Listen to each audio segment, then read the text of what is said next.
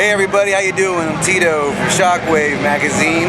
I'm here at Mayhem Fest 2013 with Evan from Attika7. You might remember him from Biohazard, but we won't talk about that right now. We're going to talk about Attika7. Say hello to everybody, bro. What's happening, Tito? What's happening, Shockwave? What's up, Baltimore? And hello to you too. Howdy. A good Southern comfort howdy, by the way. So listen, I wanted to get the pedigree stuff out of the way. Pay the bills. Mayhem Fest. Tell me about it. Debauchery, evilness, sex, blood, death. I'll tell you what, it's a different era for heavy metal. It's all about positivity, unity, friendship, brotherhood, kind of a lot of things that Attika7 is really about. I mean, the bands, I mean, it's such an incredible opportunity for us being a brand new band to be on the biggest metal tour of the summer. You know, Rockstar Energy Drink makes it happen. And, you know, John Reese, who manages Attika7, makes it happen, puts it together. You know, he's the godfather of this thing. But the unity between all the bands, the main stage, the MI stage, the Jaeger stage, is just incredible, man.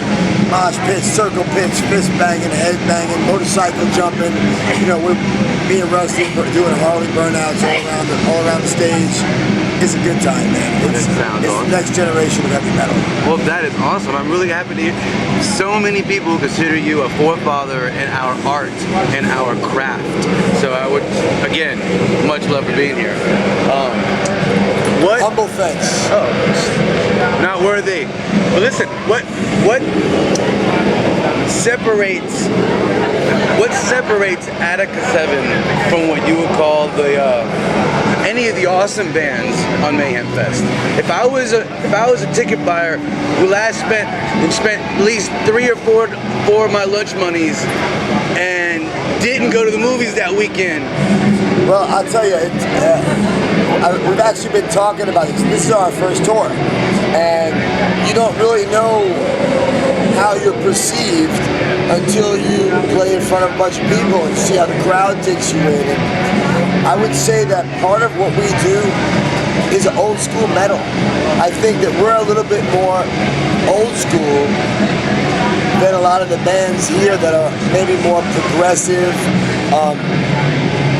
You know, I come from originally being like a hard rock, heavy metal kid, growing up on Black Sabbath and Led Zeppelin, and then getting into Judas Priest, Iron Maiden, Motorhead, and then Merciful Fate, and then getting into New York hardcore, you know, early stuff, Bad Brains, Cro-Mags, Agnostic Front, and I was a roadie for Carnivore, so like that was my way in, you know, that was like my segue.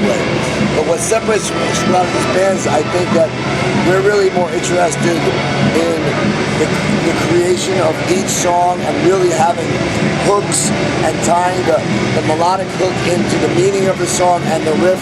We put a lot of, we're not better than anybody here, you know, and we don't claim to be, but we put all of our energy, all of our attention into each one of our songs, and we really care for it.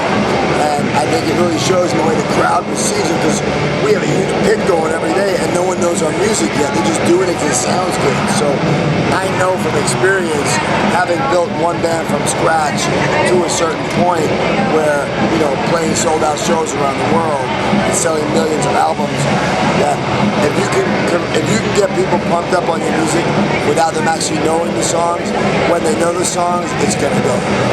You know, so when you hear Attika7, if you like bands like old school Pantera, old school Metallica, Godsmack, you know, you might like Attika7. You know, I think, you know, if you like Danzig, you might like Attika7. If you like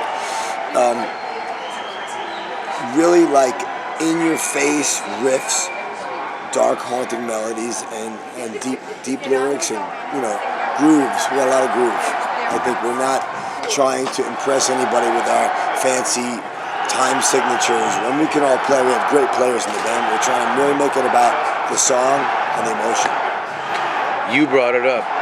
Players in your band, you have got a Reservoir Dog type team of situation going on here, right? I mean, yeah, you got Soulfly, you got Static X, you got, I mean, you and what you bring to the table. Yeah, well, right now, Ira Black is playing guitar. Ira's been in Metal Church, Vicious Rumors, Heathen, Lizzie Borden.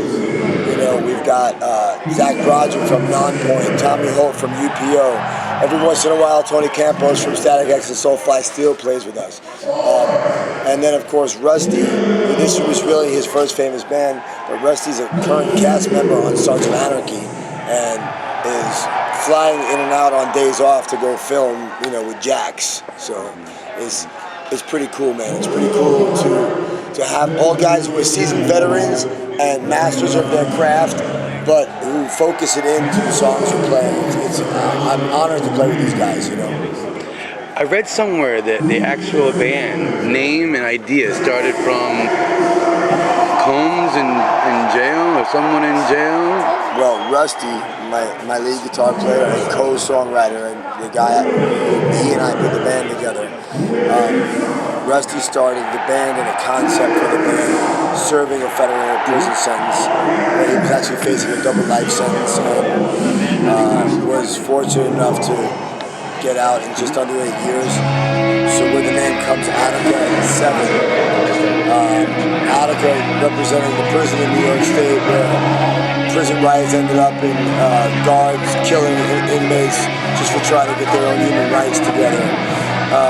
We sing a lot about our own real life experiences, and some of us in the band have had some pretty gnarly real life experiences that we hope our fans never have to go through themselves. Thank you on that, and I hope it wasn't too personal. It's all good. Do you, having done my research, do you find it difficult balancing your music endeavors with Attika7 and building a band, like you say, almost pretty much from scratch, in a sense? Do you find it difficult balancing that in your music, in your movie production endeavors as well? Well, if it's even something that you feel like talking about. Well, I'll tell you what, I'm really not that involved in the adult industry anymore. I've kind of pushed that aside. That, a lot like the music business, is, it's not really where my heart is. What I do with my time is, when I'm not doing Attika7, I actually manage my wife's music group. She has a pop group called the Ex-Girlfriends. They have over 60 million views on YouTube in 6 months, which makes them probably the biggest YouTube artist of all time, except for Gangnam Style. Yeah, 8 billion, I think the other. We're number 2. We're number 2 and happy to be. And besides that, my wife and I work together on an online TV show we have called Badass TV, and you'll be seeing that in the fall. And this is your wife? It's my wife, Lupe, yeah. Nice to meet you, Lupe. Well, I wanted to basically just ask you, do you see any you're with Rusty being in the Sons of Anarchy and your involvement in Oz, do you foresee any more opportunities for you coming forward? Are you allowed to talk about that? Absolutely. Well, September 11th premieres the new season of Sons, and Rusty's like a main character in the charge there. I'm always pursuing interesting acting opportunities, and we've even talked about making some kind of like Attica movie, that kind of like parodies a little bit of our stories. But I remain open, whether it be TV, film. I love to act, and I love to do anything that's creative and that helps me grow as an artist. Do you foresee in the future possible Biohazard reunion? Or? No, I don't think so. I think I gave that 20 years plus of my life, and I felt like Biohazard, I took it as far as I could creatively, and I felt like the band had hit a wall quite a while back. And me, I'm the kind of person that I need, if I don't feel like I'm evolving, I feel like I'm done. Yeah. And we did a lot of great work with Biohazard. I think we paved the way for a lot of younger bands, and I think we wrote a lot of songs that touched a lot of people. But in the end, when I look back at the last 10 years of Biohazard, huge apathy. Biohazard we haven't had a successful tour in the U.S. more than 10 years. People in America don't really seem to care. It's in people's hearts, but they're not going out and buying tickets and T-shirts and records. Biohazard's career has been 90% in Europe and South America, and which is unfortunate because I live here. Yeah. You know what I mean? So no, I don't think there'll be any reunion. I'm 100% focused on Attika7, and I'm the kind of guy who goes backwards. You know, I have to, in reinventing myself as a singer and a performer, as an artist, you know, I have to keep moving in the direction of the shark. Yeah. You know? Sink or swim. Sink or swim. Keep moving forward. Sink or swim. Kill will be killed, or fuck will be fucked. Kill will be killed. Listen, I want to thank you again. Is there anything that you'd like to tell Baltimore, the East Coast, Earthlings in general? Okay.